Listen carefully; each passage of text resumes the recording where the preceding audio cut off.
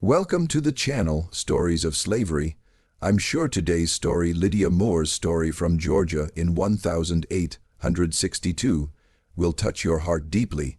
So take a moment, stay quiet, and listen carefully. Before we start, be sure to subscribe to the channel and write in the comments which city you're listening from. Your participation helps keep these stories alive. Let's begin.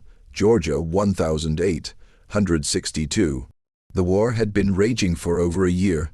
When Lydia Moore first understood that her hands could create miracles, her life would never allow her to claim. She was 10 years old, barefoot, wearing a dress made from flour sacks that hung loose on her undernourished frame. Her fingers were calloused from picking cotton since she was old enough to carry a sack. Her back already showed the permanent curve that marked her people. Her eyes held shadows no child should carry. Magnolia Creek Plantation sat isolated in the red clay hills of central Georgia, far enough from the war's main theaters that life continued in its brutal routine despite the distant thunder of cannons. The plantation had belonged to the Vance family for 3 generations, passed down through careful marriages and ruthless business practices that had accumulated land and human property in equal measure.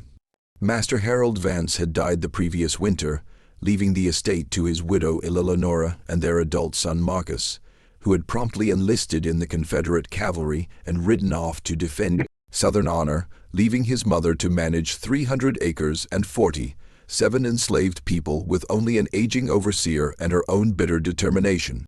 Eleanora Vance was 42 years old and consumed by disappointments that had curdled into a vinegar sourness, poisoning everything she touched. She had been pretty once, so people said, but years of Georgia sun and unfulfilled ambitions had hardened her features into something sharp and unforgiving. In her youth, she had fancied herself an artist, had taken lessons from an itinerant portrait painter passing through Savannah, had filled sketchbooks with competent but uninspired drawings of flowers, buildings, and the occasional stiff portrait. She had dreamed of recognition of her work hanging in parlors and galleries, of being known as more than just another plantation wife. But her work was mediocre, and she knew it, which made the knowing worse than ignorance would have been. Her paintings were technically adequate but soulless, the kind of art that provoked polite compliments and was forgotten the moment the viewer turned away. She had married Harold Vance partly because he praised her watercolors effusively, though she suspected even then he was praising her dowry rather than her talent. After marriage, she continued painting sporadically, but motherhood and plantation management consumed her time, and her lack of genuine gift consumed her enthusiasm.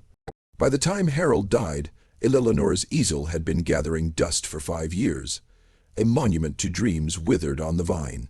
Lydia Moore belonged to Magnolia Creek the way the cotton plants and red clay soil belonged to it. She was considered property rather than person, asset rather than human, a thing that could be bought, sold, worked, and discarded according to the needs and whims of those who owned the land. Her mother, Ruth, was the plantation seamstress, skilled with needle and thread, tasked with making and mending clothes for both the enslaved community and, occasionally, the Vance family when Eleanora didn't want to pay town prices. Her father had been sold away when Lydia was 3, traded for a breeding mare and some cash to settle a gambling debt. Lydia barely remembered him except as a feeling of safety that had disappeared one morning and never returned. Ruth raised her daughter in the desperate way enslaved mothers raised children, trying to keep her safe while knowing safety was an illusion that could shatter any moment the white folks decided otherwise. She taught Lydia to be invisible, to keep her eyes down, to speak only when spoken to endure without complaint, because complaint meant the whip or worse. She taught her the songs carrying coded messages of resistance and hope, taught her about the drinking gourd in the sky pointing north toward freedom, taught her to believe that somehow, someday, things might be different, even though neither could imagine how. What Ruth couldn't teach, couldn't control, couldn't suppress was the gift that had manifested in Lydia's hands almost as soon as she could hold a stick. The child drew constantly, compulsively, with whatever material she could find. She drew in the dust of the cabin floor using her finger, creating images so precise and detailed that other enslaved people would stop their work to stare. She drew on the walls of the cotton barn using charcoal from the fire, sketching the mules, chickens, and other slaves with an accuracy that seemed impossible for someone so young, who had never received a moment of formal instruction. She collected blackberry juice in a stolen tin cup and used it as paint, applying it to scraps of cloth with a brush made from her own hair tied to a stick. She would study a face or a tree or a bird with an intensity making her seem absent from her own body, her eyes cataloging every detail, her mind somehow translating what she saw into marks on surfaces that captured not just the appearance but the essence of her subjects. When she drew her mother's face on a piece of bark using a nail, Ruth had wept because she saw herself truly reflected there, saw her own exhaustion, love, and sorrow rendered with a tenderness transcending the crude materials. The other enslaved people recognized Lydia's gift as something extraordinary and slightly frightening, a manifestation of power in a powerless person, a flowering of beauty in a place designed to crush all beauty that didn't serve white interests. Old Isaiah, who claimed to remember Africa though most doubted the truth of that claim, said Lydia carried the spirit of the ancestors, that she had been marked by forces older than slavery, that her hands were instruments of something the white folks couldn't own no matter how many papers said they owned her body. Ruth was proud of her daughter's gift and terrified of it in equal measure. Because anything making you special also made you vulnerable, made you visible, made you a target. Lydia drew because she couldn't not draw, because something inside her demanded expression regardless of circumstances, because art was the only language she had for feelings too large and complex for a 10-year-old to articulate otherwise. She drew the cotton fields but gave the plants faces that screamed silently. She drew the plantation house as a beautiful monster, all graceful columns and predatory angles. She drew her own hands covered in invisible chains. She drew freedom as a bird flying toward a sun she'd never seen except in dreams. For months, Lydia's art remained contained within the enslaved quarters, hidden from white eyes, a secret kept by people who understood that anything precious must be protected from those who would steal or destroy it. But secrets on plantations were fragile things, sustained by collective will, but vulnerable to accident and circumstance. The accident came in late summer, when Lydia was sent to the main house to help her mother with mending work, carrying a basket of torn linens needing repair. While her mother worked in the sewing room, Lydia waited in the hallway, bored and restless. She found a piece of charcoal fallen from a scuttle near a fireplace, found a relatively clean section of wall hidden behind a tall cabinet, and in the 15 minutes she was left alone, she drew. She drew without thinking, her hands moving automatically, creating the image of a dead bird she had seen that morning lying beneath the magnolia tree, a small brown sparrow with its wings spread and its eyes empty, beautiful and terrible in its absolute stillness.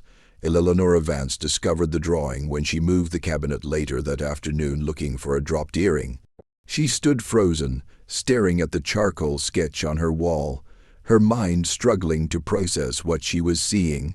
The drawing was magnificent, not good or promising or interesting, but magnificent. The technical skill would have impressed in a trained adult artist. The emotional resonance, the way the dead bird seemed to embody mortality itself, was the work of someone with a profound and mature understanding of beauty and loss. Eleanor's first thought was that someone had snuck into her house and created this drawing as a prank or message. Her second thought, when she noticed charcoal smudges on the floor leading back toward the sewing room, was that perhaps her seamstress Ruth had hidden artistic talent. Her third thought, when she stormed into the sewing room and saw 10-year-old Lydia with charcoal dust still on her small fingers, was the thought that would seal the child's fate. This slave girl could paint, and Eleanor Vance could claim those paintings as her own. The realization hit Eleanor with the force of revelation. Here was the answer to all her disappointments, the solution to all her failed ambitions. She didn't need to develop talent she didn't possess. She just needed to control access to talent that already existed. Who would question her? Who would believe a slave child, an illiterate piece of property, could create art rivaling the master's? The very absurdity of the truth would make the lie unassailable. Eleonore sent Ruth away on an errand and closed the sewing room door. She sat across from Lydia, studying the child with new eyes, seeing not a human being but a resource to be exploited, a tool to be used, a secret to be kept. She asked Lydia, in a deceptively gentle voice, if the child had made the drawing on the wall. Lydia, terrified of punishment, tried to deny it. But Eleonore had seen the charcoal on her fingers, had seen the way the child's eyes flickered with recognition. When confronted with the image, Eleonore didn't punish Lydia for drawing on the wall. Instead, she did something far more cruel. She smiled, a cold stretching of lips that never reached her eyes, and told Lydia she had a special gift, that she was going to have a special job now, that she was very lucky because not every slave got to work in the big house. She told Lydia she would be moving into the basement of the main house, into a room that would be set up just for her, where she would make beautiful pictures to help the plantation and help her people. Lydia didn't understand at first, didn't grasp the true nature of what was proposed. She just knew something bad was happening, something making her stomach hurt and her skin feel cold. She asked if her mama could come too, and Eleonore's smile grew sharper as she explained that no, Ruth would stay in the quarters where she belonged, but Lydia would be able to see her mother sometimes if she was good and did what she was told. Then Eleonore explained the rules, and Lydia began to understand the trap that had closed around her. Lydia would paint pictures. Eleonore would sign them, show them, sell them. Nobody would ever know Lydia had painted them. If Lydia told anyone, if she refused to paint, if she tried to run away or hurt herself or otherwise failed in her duties, then Ruth would be sold to the sugar plantations in Louisiana. Eleonore described those plantations in detail, her voice pleasant and factual, explaining how slaves there died within 5 years from the brutal work, disease, and heat.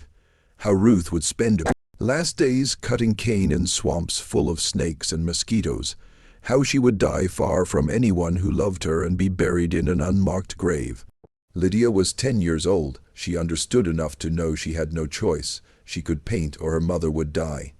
That was the bargain, simple and terrible and absolute. That night, Lydia was moved from the cabin she shared with her mother to the basement of the main house. The basement had been used for storage, a damp stone room with a small window near the ceiling, letting in a square of light during the day and nothing at night. Eleonore had it cleared out and furnished with an easel, a small table, a pile of canvases and painting supplies that had belonged to her own abandoned artistic pursuits. There was a thin mattress on the floor for sleeping, a chamber pot in the corner, and an oil lamp giving off more smoke than light. There was also a chain attached to a bolt in the wall that could be locked around Lydia's ankle. Eleonore explained the chain was necessary to ensure Lydia didn't wander around the house at night and disturb anyone, said it almost apologetically, as if this were a minor inconvenience rather than the literal shackling of a child. The chain was long enough to let Lydia reach the easel, the table, the mattress, and the chamber pot, but not long enough to reach the door or the window, long enough to work, not long enough to escape. That first night alone in the basement, Lydia cried until she had no tears left, until her body was empty of everything but fear and grief.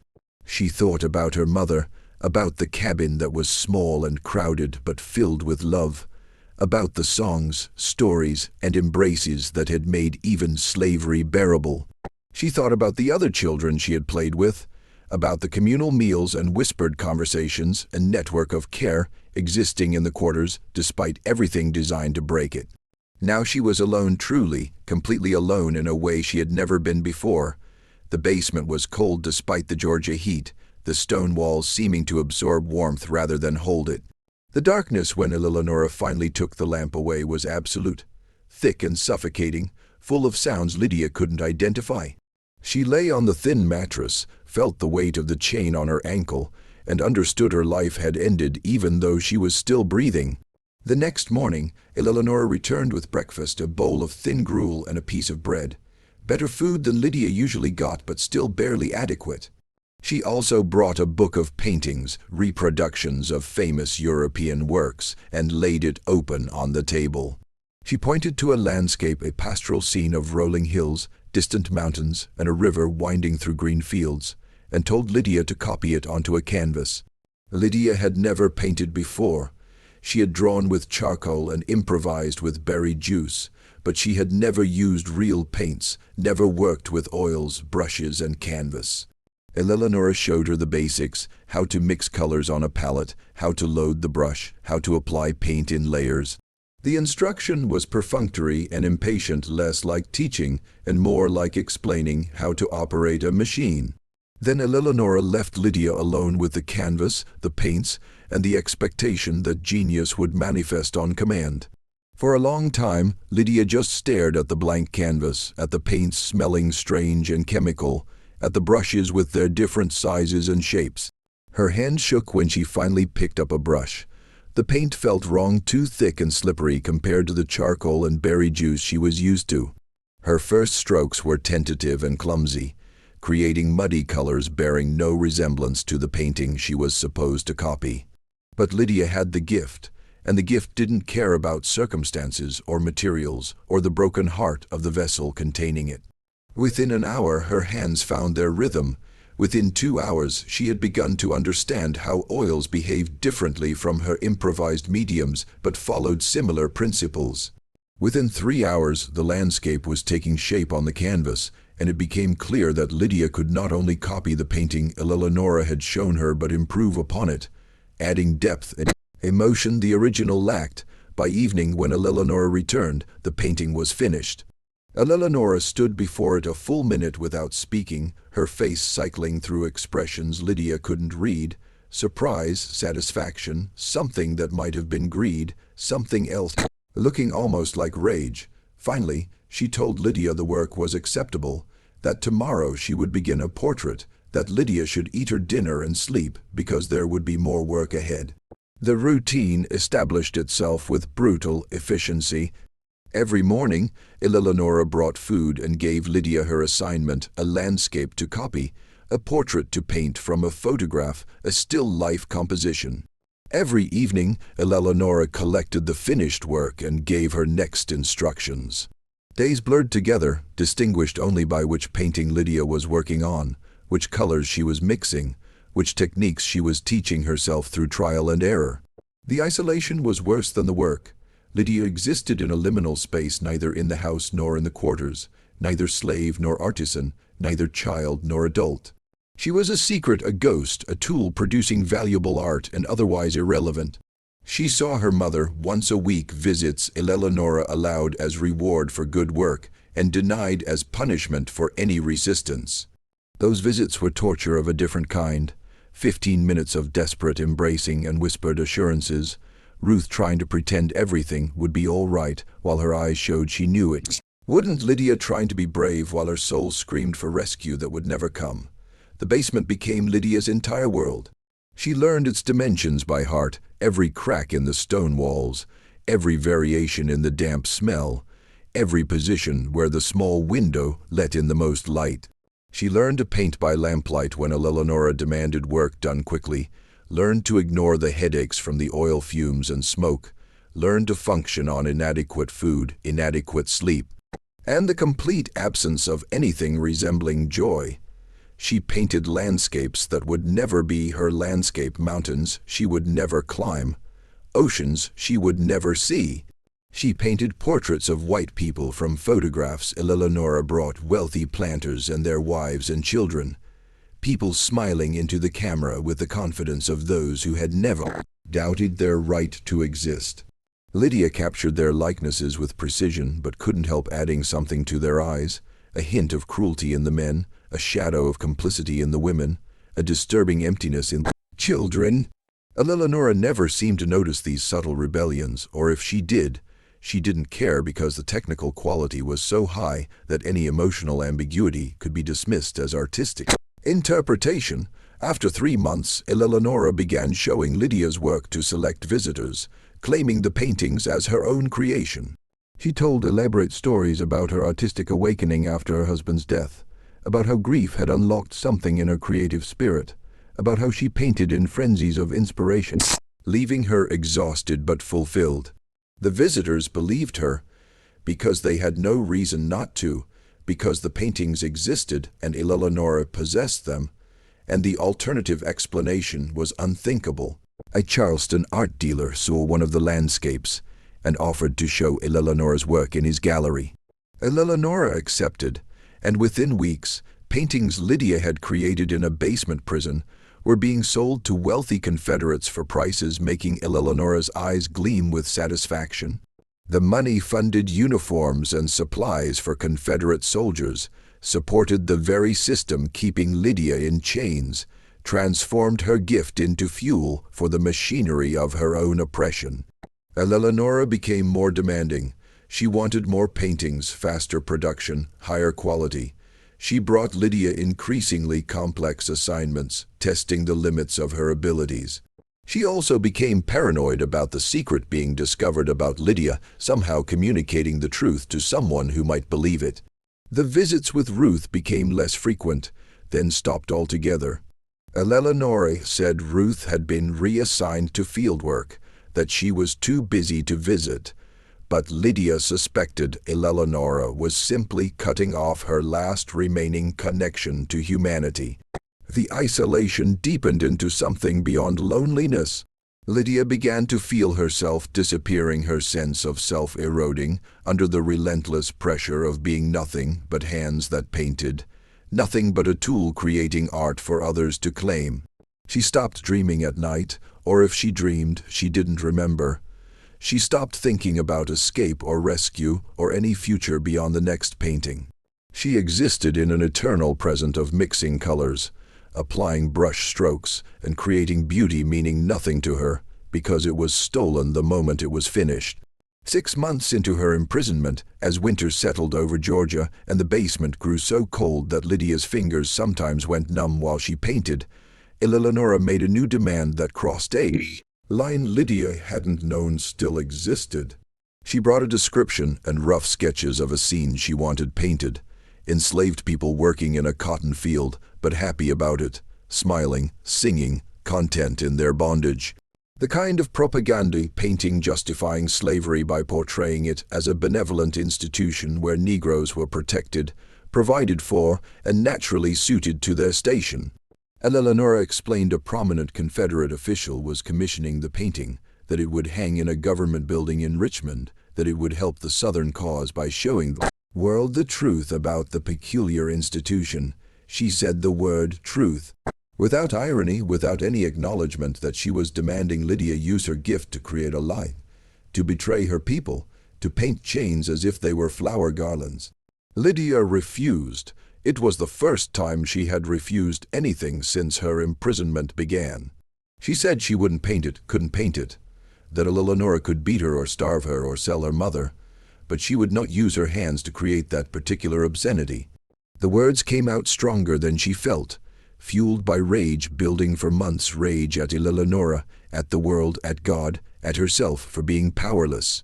Eleonora's response was measured and terrible. She didn't shout or hit Lydia. She simply left the basement, locked the door, and didn't return for 3 days. No food, no water, no light except the small window showing day turning to night, turning to day. Lydia survived by licking condensation from the stone walls and trying to ignore the hunger consuming her from the inside. She survived, but barely, and when Eleonora finally returned with food, water, and that cold smile, Lydia understood she would paint the propaganda piece because the alternative was death. She painted enslaved people picking cotton with smiles on their faces. She painted a son looking warm and gentle instead of brutal and punishing. She painted an overseer appearing paternal rather than threatening. She painted a lie so convincing that people seeing it would nod and feel comfortable in their prejudices, would point to the painting as proof that slavery was natural, right, and even kind. While she painted, Lydia cried. The tears fell onto her palette and mixed with the colors, diluting them, and she had to keep adding more paint to compensate. She cried and painted, cried and painted, creating a masterpiece of propaganda that would outlive her and carry its poison into the future. When it was finished, Eleonora praised the work effusively, called it Lydia's best painting yet, seemed genuinely pleased with both the technical quality and the subject matter. Lydia felt something break inside her that night, not her will to survive, because that was too deep and animal to break, but something else harder to name. Her sense that she was still human, still someone rather than something. She lay on her thin mattress, stared at the darkness, and felt herself becoming hollow. Felt her spirit being excavated by forces she couldn't fight.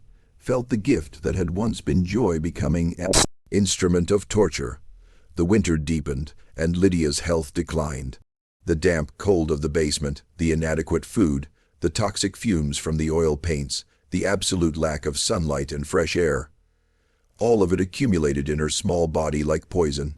She developed a cough that wouldn't leave, lost weight she couldn't afford to lose, moved through her days in a fog of exhaustion, making thinking difficult. But still she painted because stopping meant consequences she couldn't bear, because her mother's life still hung in the balance, because the machine that had claimed her wouldn't release her until it had consumed everything she had to give. Eleonora noticed the decline, but only in terms of how it might affect productivity.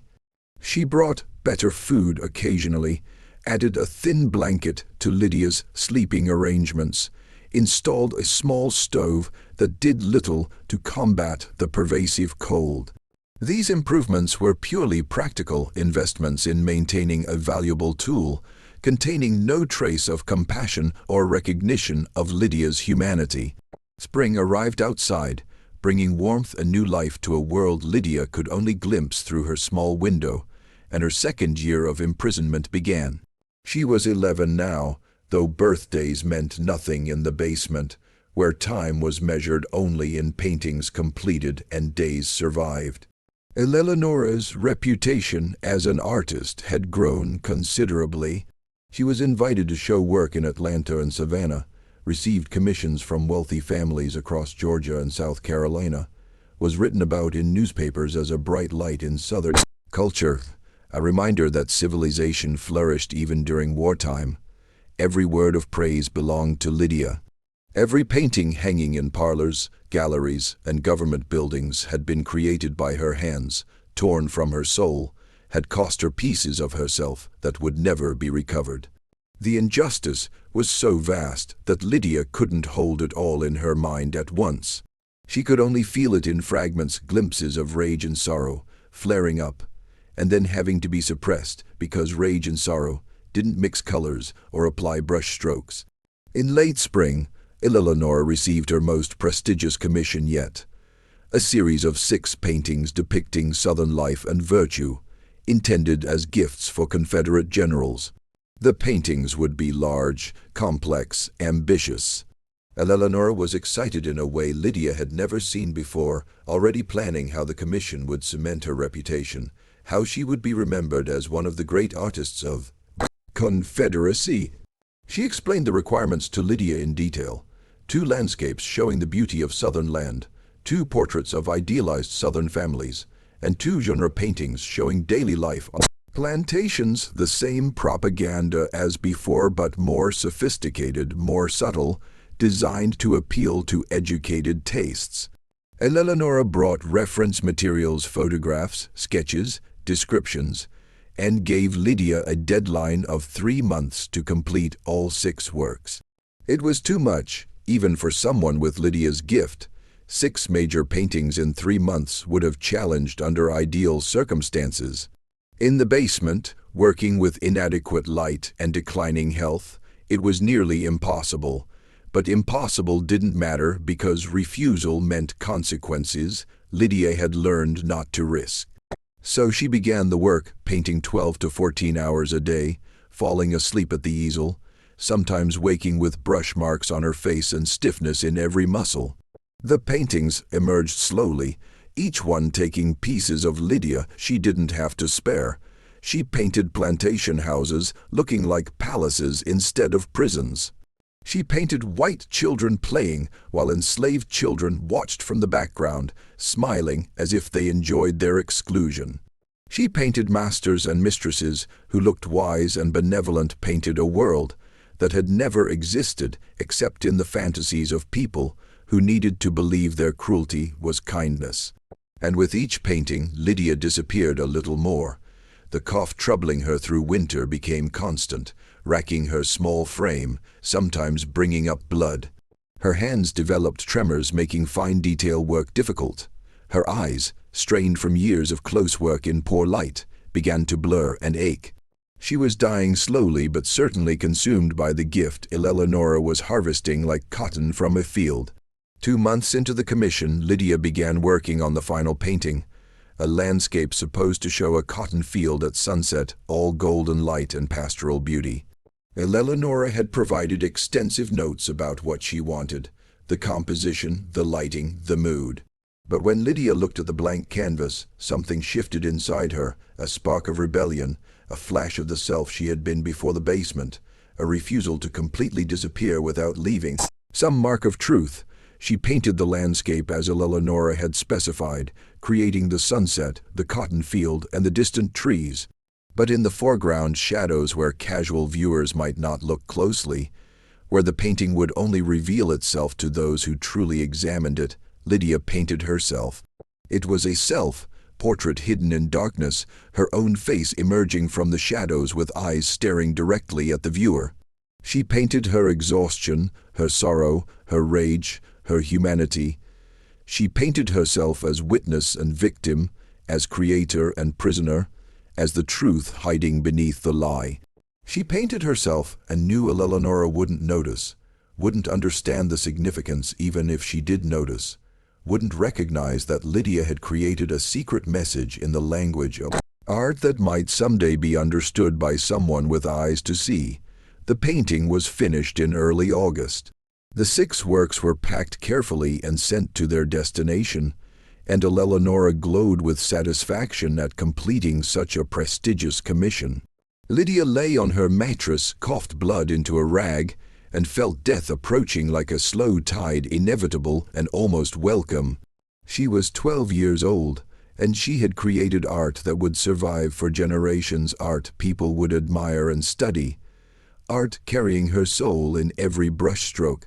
But nobody would ever know. Nobody would ever see her name beside her work. Nobody would know she had existed, had suffered, had given everything she had to give, and then been asked for more. In the basement darkness, Lydia Moore closed her eyes and wondered if disappearing completely might be a kind of freedom. Autumn arrived with cooler temperatures, providing no relief from the damp chill of the basement. Lydia's 12th year was marked by a deterioration so gradual she barely noticed herself fading. Like a painting left too long in direct sunlight, the colors leaching away imperceptibly until one day you looked and realized the image was half gone. The cough had become her constant companion, a rattling presence in her chest worsening at night, keeping her from the sleep her exhausted body desperately needed. Her fingers, once moving across canvas with fluid confidence, now trembled and stiffened, requiring willpower to control each stroke. Eleonora noticed the decline because it affected the quality and speed of production. The paintings were still extraordinary. Lydia's gift was too fundamental to be completely eroded by illness, but they took longer to complete, and occasionally Eleonora would find mistakes needing correction, small imperfections the old Lydia would never have made. These imperfections enraged Eleonora in ways Lydia's suffering did not, because imperfections threatened the illusion of Eleonora's genius, threatened the reputation she had built on stolen talent. The punishments became more frequent and more creative. Eleonora withheld food for days at a time, reasoning hunger would sharpen Lydia's focus. She removed the thin blanket during cold nights, believing discomfort would motivate faster work. She installed a bell in the basement that she would ring at random hours, disrupting what little sleep Lydia managed to get, keeping her in a state of constant exhaustion, making resistance impossible and obedience automatic. But the cruelest punishment was the complete severing of contact with Ruth. Lydia hadn't seen her mother in 4 months, hadn't heard her voice, hadn't felt her embrace. Eleonora claimed Ruth was still on the plantation, still alive and well, still safe as long as Lydia continued producing paintings. But Lydia had no way to verify these claims. For all she knew, her mother had already been sold, had died, or had simply given up and let grief consume her. The uncertainty was its own form of torture, a constant anxiety gnawing at Lydia's mind while her body weakened. In late September, Eleonora received a letter from a prominent collector in Savannah who had purchased 3 of Eleonora's paintings and wanted to commission a major work, a large-scale historical painting depicting the founding of Georgia, complete with multiple figures and elaborate detail. The commission came with a substantial payment and the promise of prominent display in a new museum being established to celebrate Confederate history and Southern heritage. Eleonora accepted immediately, seeing the commission as the pinnacle of her fraudulent career, the work that would cement her legacy as one of the South's great artists. She brought the commission details to Lydia with barely contained excitement, laying out sketches, descriptions, and historical references across the work table. The painting would need to be 6 feet wide and 4 feet tall, would need to include at least 20 figures in period costume, would need to show ships, buildings, and landscape, would need to tell a story of colonial glory and manifest destiny. It was the most ambitious project Eleonora had ever demanded, and she gave Lydia 4 months to complete it.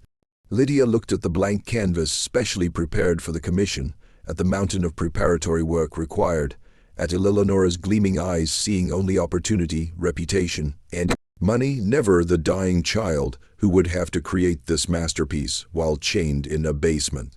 Something inside Lydia, some last reserve of will sustaining her through 2.5 years of imprisonment, simply gave up. She told Eleonora she couldn't do it, that she was too sick, that her hands didn't work right anymore, that the painting was beyond her capacity. Eleonora's face transformed from excitement to fury in an instant. She grabbed Lydia's chin with one hand, her fingers digging painfully into the child's hollow cheeks, forcing Lydia to meet her eyes. She said Lydia would complete the painting because the alternative was unthinkable, because Ruth's life still hung in the balance, because Lydia existed for no purpose except to create art Eleonora could claim. She said if Lydia failed, if she refused, if she died before completing the commission, then Eleonora would make sure Ruth suffered for her daughter's defiance, would make sure the punishment was creative, prolonged, and absolutely devastating. The threat worked because it always worked, because Eleonora had identified the one leverage that could control Lydia no matter how broken she became. Lydia nodded her submission, and Eleonora released her chin, leaving fingerprint bruises that would fade long before the emotional damage did. Eleonora left the basement in a swirl of skirts and satisfaction, and Lydia turned to face the enormous blank canvas that would consume the last of her strength and probably her life. She began the preparatory work the next day, creating detailed sketches mapping out the composition, determining the placement of figures, establishing perspective and lighting. Even in her weakened state, even with trembling hands and blurred vision, Lydia's fundamental understanding of art remained intact. She knew instinctively how to balance the composition, how to guide the viewer's eye, how to create depth, movement, and narrative within a static image. The gift that had been her curse was still there, still functioning, still producing miracles even as the vessel containing it crumbled. The actual painting began in early October, and quickly became a form of prolonged dying. Lydia worked from dawn until her lamp ran out of oil each night, standing at the easel until her legs gave out, and she had to work sitting down, mixing colors until her fingers bled from the cold, and chemicals, applying paint with brushes growing heavier each passing day. The historical scene took shape slowly, ships arriving in harbor, colonists establishing their settlement, Native Americans watching from the tree line, all rendered with meticulous attention to period detail and historical accuracy. Eleonora had provided extensive research materials, but Lydia added her own touches, small elements, transforming the painting from mere illustration into something more complex and troubling. The colonists' faces showed determination, but also greed, hunger for land and power, barely concealed beneath civilized veneers. The Native Americans' expressions held knowledge of what was coming, a prescient sorrow making their static poses dynamic with unspoken tragedy. The sky Lydia painted was beautiful but ominous, suggesting the founding moment being celebrated contained the seeds of future violence and injustice. None of these subtleties were conscious choices. Lydia was too exhausted for conscious artistry. She simply painted what her hands knew to paint, what her gift demanded. And the truth bled through despite Eleonora's specifications, and despite the propaganda purpose the painting was meant to serve. Truth had a way of asserting itself in Lydia's work, showing up in shadows, expressions, and compositional choices, revealing more than surface appearances suggested.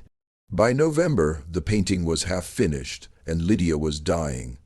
There was no longer any question about it. No way to pretend illness was temporary, that youth and resilience would pull her through. Her body had been pushed beyond its limits for too long, deprived of too much sunlight, fresh air, adequate nutrition, human connection, hope. The banza, the wasting that consumed enslaved people who lost the will to live, had taken root in Lydia's spirit, finishing what malnutrition, toxic fumes, and physical exhaustion had started. She coughed constantly now, great racking spasms leaving her gasping and weak, bringing up blood in quantities frightening even her. Her appetite had disappeared completely. Food tasted like ash and sat heavy in her stomach, and most days she ate only because Eleonora forced her, standing over her and threatening consequences until Lydia choked down enough to sustain another day of work. Her weight had dropped so dramatically that the chain around her ankle kept slipping off, requiring Eleonora to have it tightened, an adjustment leaving raw sores where the metal rubbed against skin stretched tight over bone. Her vision was failing too, not just from the strain of close work in poor light, but from some deeper deterioration making the world appear increasingly dim and blurred. She had to work closer and closer to the canvas to see details, had to mix colors by feel as much as by sight, had to trust muscle memory and instinct to compensate for eyes no longer reliably reporting what they saw. Some days the basement seemed to darken around her even though the lamp burned steadily, as if her consciousness itself was flickering and fading, preparing for extinction. Eleonora saw all this and cared only to the extent it threatened the commission's completion. She brought a doctor to examine Lydia once, a nervous man who took one look at the chained child in the basement and clearly wanted no part of whatever moral compromise he was being asked to participate in. He listened to Lydia's chest, looked at her eyes, checked her pulse, and told Eleonora with obvious discomfort that the girl was severely ill, that she needed rest, proper food, fresh air, and sunlight, that without significant changes to her circumstances she would likely die within months. Eleonora dismissed the doctor's concerns with practiced ease. She said the girl was prone to exaggeration, that she was being well cared for, that surely there was medicine addressing the immediate symptoms without requiring dramatic lifestyle changes.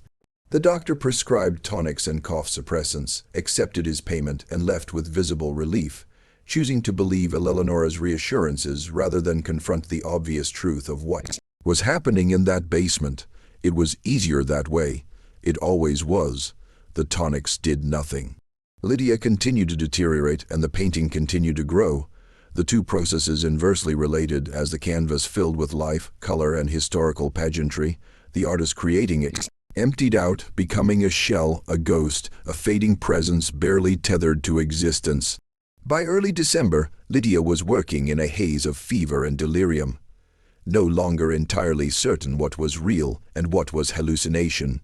Sometimes she saw her mother standing in the corner of the basement, smiling and singing the old songs.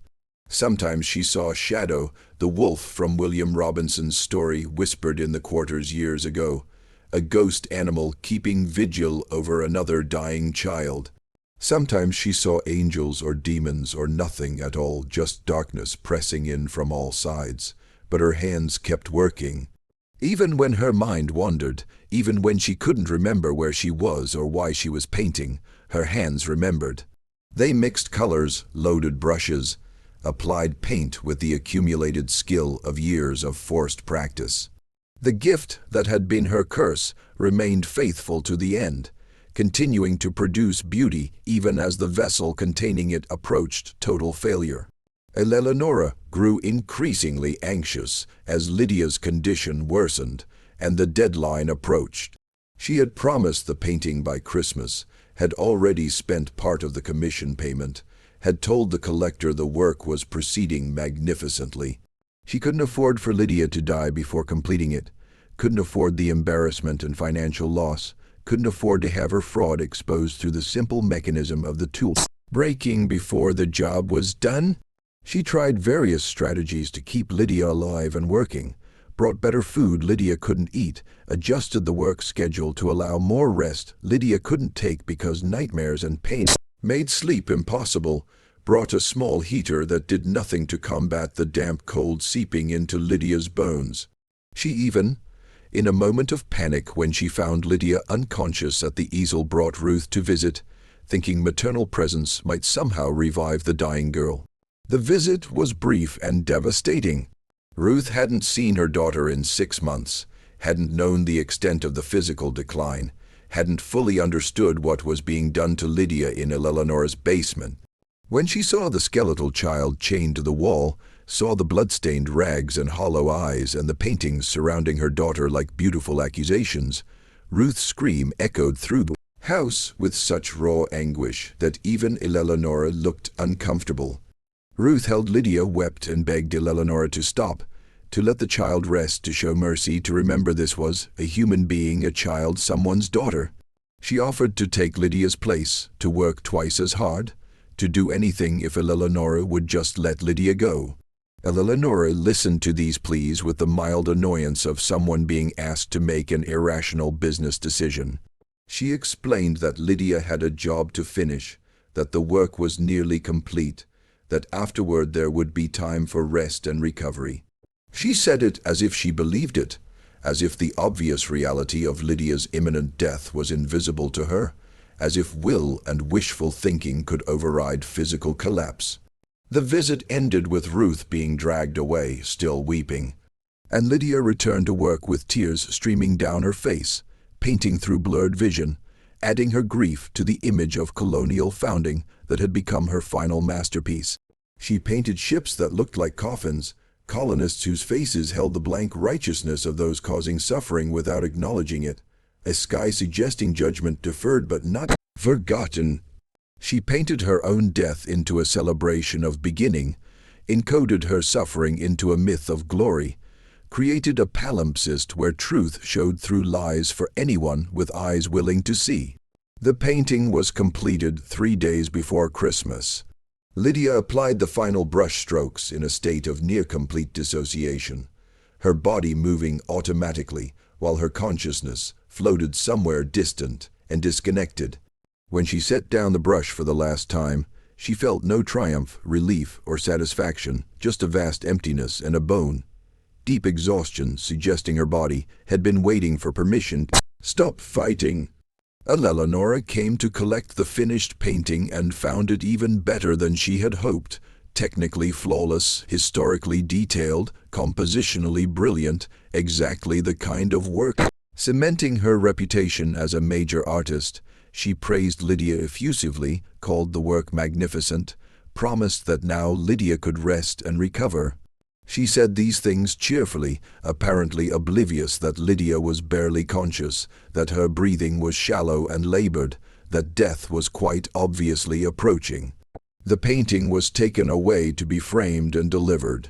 Eleonora left the basement in high spirits, already composing in her mind the story she would tell about the creative process, the struggles and inspirations, the personal meaning the work held for her. She locked the door behind her, and Lydia was alone again with her chains, her dying body, and the toxic fumes still lingering from months of oil paint application.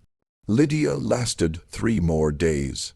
They were days of increasing confusion and decreasing consciousness, of fever dreams blending memory and fantasy, of pain moving beyond acute suffering into a kind of numb inevitability. She drifted between sleep and waking without clear distinction, saw visions of her mother, her father, old Isaiah from the quarters, Shadow the wolf, and angels whose faces looked like paintings she had created. She felt the chain on her ankle but couldn't remember why it was there. She felt cold but couldn't remember ever being warm. She felt her body shutting down system by system, felt herself becoming less substantial, felt the boundary between existing and not existing growing increasingly porous. On the third day, December 28, 1862, Lydia Moore stopped breathing. There was no drama to it, no final words or gestures, no moment of clarity or peace. She simply slipped from labored breathing to no breathing at all, from barely alive to definitively dead, her body giving up its struggle without fanfare or witness. She died alone in the basement, chained to the wall, surrounded by paint fumes and darkness. 12 years old and already used up completely. Eleonora found the body the next morning when she came to bring breakfast and discuss the next commission. She stood in the doorway a long moment, staring at the small corpse on the mattress, her expression cycling through surprise, annoyance, and calculation. There was no grief, no remorse, no acknowledgement that she had killed a child as surely as if she had put a gun to the girl's head. There was only the practical consideration of disposal and the social consideration of maintaining appearances. She had 2 enslaved men remove the body after dark, wrapped in the same thin blanket Lydia had used for warmth. They buried her in the far corner of the plantation in the section reserved for slaves dying without family to claim them, in a grave without marker or ceremony. Ruth wasn't told for 2 days, wasn't allowed to see the body, wasn't given any opportunity for goodbye, grieving, or the basic human dignity of acknowledging her daughter's death.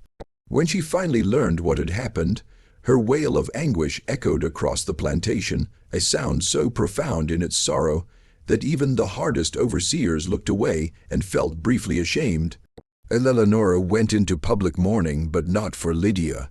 She mourned her lost inspiration, the mysterious force enabling her artistic flowering and now inexplicably departed.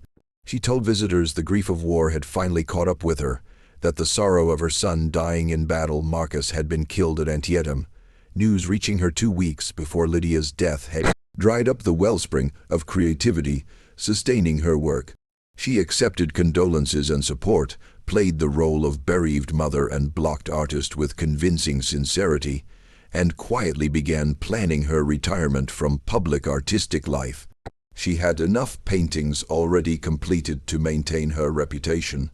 She had substantial proceeds from years of commissions and sales.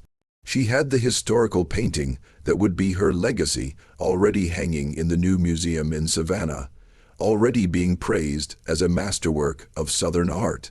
She could afford to stop now, to step back and be remembered for the artistic burst defining her middle years, to live comfortably on the reputation Lydia Moore had created and paid for with her life. The war continued another 2.5 years, ultimately ending in Confederate defeat and the collapse of the society sustaining slavery. Magnolia Creek Plantation was burned during Sherman's march to the sea. The main house reduced to blackened timbers and rubble, the fields left fallow and reverting to wilderness. The enslaved people scattered, seeking family members sold away, heading north toward promised freedom, trying to build lives from the ashes of bondage. Ruth survived the war, but never recovered from Lydia's death. She lived another 15 years working as a washerwoman in Savannah, always searching for information about what had happened to her daughter, always hoping for some confirmation or closure that never came. She died in 1877, never knowing the full extent of what Lydia had endured, never knowing her daughter's art had survived and was being celebrated, never knowing Lydia's final act of rebellion. That hidden self, portrait in the shadows, was still waiting to be discovered. Eleonora Vance lived to be 73, dying in 1893 of natural causes in comfortable circumstances. She was remembered in her obituary as a talented artist whose brief but brilliant career produced works of lasting value, as a pillar of the community, as a woman maintaining dignity and grace. Through personal tragedy and societal upheaval, the obituary mentioned her late husband and her son who had died in the war. It did not mention Lydia Moore. The paintings survived. That was art's terrible power and its terrible irony. It outlasted the people who created it, outlasted the circumstances of its creation, outlasted memory, truth, and justice. Lydia's work, signed with Eleonora's name, passed through generations of owners, moved from private collections to museums, was studied, analyzed, and praised by critics marveling at the technical skill and emotional depth, wondering at the mysterious period of intense productivity followed by artistic silence. The 6 major commission paintings ended up scattered across different institutions. The historical painting of Georgia's founding became a centerpiece of the Savannah Museum's permanent collection, displayed prominently, used in educational materials, reproduced in textbooks. The propaganda painting of happy enslaved people working in cotton fields was purchased by a private collector and eventually donated to a Southern Heritage Society, where it was used for decades to support the mythology of benevolent slavery. The landscape with Lydia's hidden self-portrait went to a museum in Charleston, where it hung for over a century before anyone looked closely enough to see what was hiding in the shadows. That discovery came in 1968, when a graduate student researching Southern art was examining paintings attributed to Eleanora Vance and noticed something strange in the shadows of the cotton field landscape. Using magnification and careful observation, she identified what appeared to be a face emerging from the darkness in the foreground, a black child's face with haunting, sorrowful eyes seeming to stare directly at the viewer. The discovery was puzzling because Eleanora Vance had never included such elements in her other work, because the face seemed stylistically different from the rest of the painting, because its emotional content contradicted the pastoral beauty of the landscape. The graduate student, a young black woman named Catherine Mitchell, began investigating further.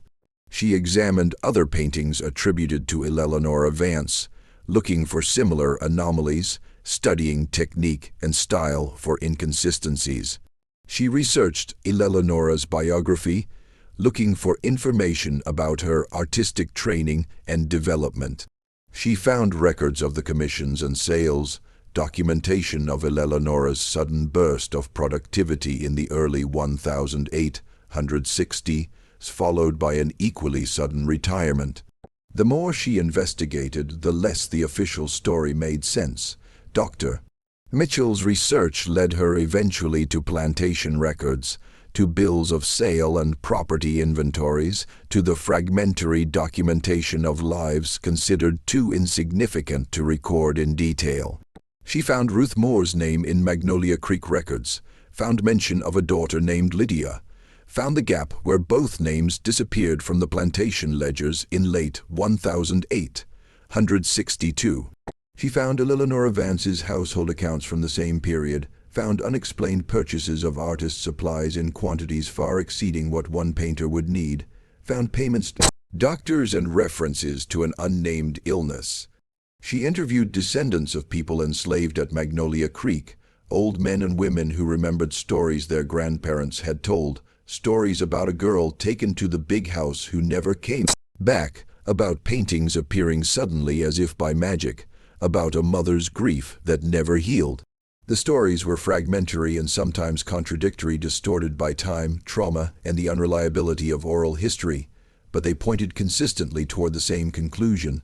Eleanora Vance had not created the paintings attributed to her. Someone else had, someone whose name and existence had been deliberately erased. Dr. Mitchell published her findings in 1972 in a paper titled The Invisible Artist: Evidence of Enslaved Labor in Southern Art Production. The paper was controversial and widely dismissed by the art establishment, which had significant investments, financial, reputational, institutional, in maintaining the authentication of work attributed to Eleanora Vance. Critics argued Dr. Mitchell's evidence was circumstantial, that the face in the shadows could be explained as artistic fancy, that there was no definitive proof connecting Lydia Moore to the paintings. The debate continued for years, with some scholars supporting Dr. Mitchell's conclusions and others defending Eleanora's authorship. Museums were reluctant to revise their attributions without incontrovertible proof, and such proof was difficult to obtain for work created over a century earlier under circumstances specifically designed to conceal the truth. The paintings remained attributed to Eleanora Vance in most institutional records, with occasional footnotes mentioning the disputed authorship. But Dr. Mitchell's work had planted a seed growing slowly over subsequent decades. As art history grappled with questions of attribution and authenticity, as institutions began acknowledging their roles in perpetuating historical injustices, as technologies improved for analyzing paintings and detecting the presence of multiple hands or hidden elements, the case of Lydia Moore gained renewed attention. In 2019, advanced imaging technology was used to examine the paintings more thoroughly. X-ray fluorescence, infrared reflectography, and other techniques revealed layers of information invisible to casual observation. They found evidence of compositional changes and stylistic variations, suggesting multiple artistic hands or significant evolution in technique over very short periods. They found in several paintings small anomalies, faces in shadows, figures barely visible beneath later paint layers, elements seeming to tell a different story than the surface image suggested. Most significantly, they found in 5 different paintings small, carefully hidden marks appearing to be the initials L, M, worked into shadows or background details in ways invisible unless you knew to look for them. 5 paintings, 5 signatures, 5 quiet rebellions against erasure, 5 attempts by a dying child to leave evidence she had existed, had created, had mattered. The art world responded slowly and reluctantly, as institutions always do when asked to confront uncomfortable truths about their collections. Some museums revised their attributions to attributed to Eleanora Vance disputed, or Eleanora Vance possibly with studio assistance. A few, particularly those with specific commitments to acknowledging historical injustices, went further and reattributed the works to unknown enslaved artist, possibly Lydia Moore, or Lydia Moore attributed to Eleanora Vance, but most institutions, even acknowledging the possibility or probability of Lydia's authorship, maintained Eleanora's name as primary attribution. They cited uncertainty about the extent of Lydia's contribution, the impossibility of definitively proving authorship after so much time, the precedent that attribution changes required incontrovertible evidence. Behind these scholarly justifications lay more practical considerations: collections valued in millions of dollars, donor relationships built on existing attributions, educational materials, and catalogs needing revision, the simple institutional inertia making change difficult even when change is right. And so Lydia Moore remains largely invisible in the year 2025, more than 160 years after her death. Some scholars know her name and argue for recognition of her work. Some museums acknowledge in small text on wall labels that attribution is disputed. Some activists protest outside institutions, continuing to display her work under Eleanora Vance's name. But for the vast majority of visitors to museums and galleries across the South, the paintings are still the work of Eleanora Vance, talented Southern artist whose brief, brilliant career produced masterpieces continuing to move and inspire viewers generations later. The paintings themselves remain magnificent. Time has not diminished their technical skill or emotional power. The landscapes still draw viewers into their carefully composed depths. The portraits still capture something essential about their subjects transcending mere physical likeness. The historical painting of Georgia's founding still commands attention with its scale, detail, and narrative complexity. The propaganda painting of enslaved people in cotton fields still serves as evidence, though not the evidence Eleanora intended, of how art can be weaponized to support injustice. And in the Charleston Museum, the landscape with the hidden self portrait still hangs in a prominent position, viewed by thousands of visitors each year. Most of them never look closely at the shadows in the foreground, never notice the face hidden there, never see Lydia Moore staring out at them across more than a century and a half, her eyes asking To be seen, acknowledged, remembered. Occasionally, someone pauses and looks more closely, drawn by something they can't quite articulate. Some sense the painting contains more than its surface beauty suggests. They lean in and peer at the shadows. And sometimes, if the light is right and they're paying attention, they see her. A black child's face, emaciated and sorrowful, with eyes seeming to hold both accusation and plea. They see her and feel unsettled, feel something is wrong, even if they can't immediately identify what. Most move on without investigating further, without reading the wall text mentioning in small print the disputed attribution, without connecting the face in the shadows to the story of theft, abuse, and murder the painting contains. They move on to the next painting, the next gallery, the next experience. And Lydia Moore returns to invisibility, returns to being a shadow hidden in shadows, a ghost in someone else's painting, a story the world has chosen not to hear. But she's there. She will always be there, hidden in the work she created, waiting to be found, waiting for the day the world is finally ready to see what it has been refusing to acknowledge, that genius and suffering can coexist, that beauty can emerge from brutality, that humanity persists even in circumstances designed to destroy it, and that art created by enslaved hands belongs to those hands, not the masters who claimed it. Lydia Moore died at 12 years old, used up and discarded, buried in an unmarked grave, her name erased from the work she created. But her gift survived, her truth survived, her face in the shadows survived. And perhaps that is its own kind of immortality, its own kind of justice, incomplete and delayed and inadequate, but present nonetheless. In the basement of the Charleston Museum, in storage rooms not accessible to the public, curators have preserved fragments of the historical record related to Eleanora Vance and her disputed works. There are Eleanora's personal papers, her letters, diaries, and household accounts. There are plantation records from Magnolia Creek, bills of sale and property inventories. There are newspaper clippings about Eleanora's artistic career. There are scholarly articles arguing about attribution. There are Dr. Catherine Mitchell's original research notes, donated to the museum after her death in 2003. And there is one other item found in 2015 during renovations of a building once serving as slave quarters near where Magnolia Creek Plantation had stood. Archaeologists excavating the site found, buried in what had been the corner of a cabin floor, a small bundle wrapped in oilcloth. Inside were several pieces of cloth painted with berry juice, crude paintings created by a child's hand showing faces, birds, and scenes of plantation life. And beneath the paintings was a scrap of paper probably torn from a ledger book, with words written in careful, uncertain letters. "My name is Lydia Moore.